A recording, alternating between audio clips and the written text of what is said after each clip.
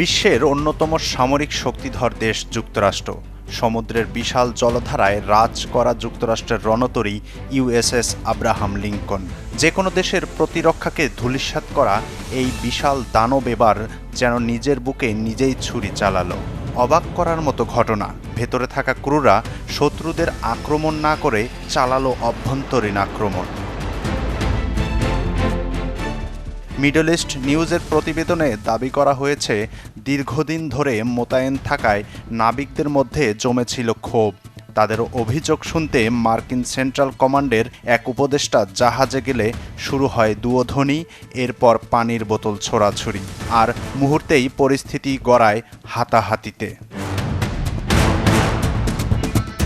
দাবি করা হয়েছে, এক পর্যায়ে নাকি ধারালো অস্ত্রও ব্যবহার করা হয়, এমনকি 7 জন নৌ সদস্য নিহত হওয়ার দাবিও এসেছে।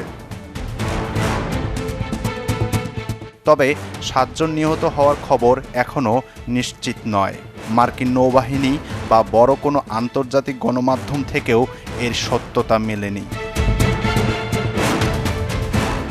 আরেক প্রতিবেদনে দাবি করা হয়েছে, ইউএসএস আব্রাহাম লিঙ্কন টানা 263 দিন ধরে মোতায়েন রয়েছে এবং বর্তমানে ভারত মহাসাগরে অবস্থান করছে।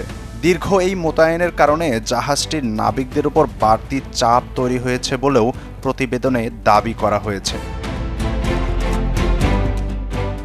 ঘটনা সত্য হলে প্রশ্ন উঠবেই, এত শক্তিশালী একটি যুদ্ধজাহাজে বাইরে শত্রু না থাকলেও ভেতরের উত্তেজনা সামলানোর ব্যবস্থা কতটা কার্যকর? বিমানবাহী রণতরী যতই বড় হোক, ভেতরের ঝামেলা সামলাতে না পারলে শত্রুর দরকার হয় না। আসাদুজ্জামান ফিরোজ, চ্যানেল 24।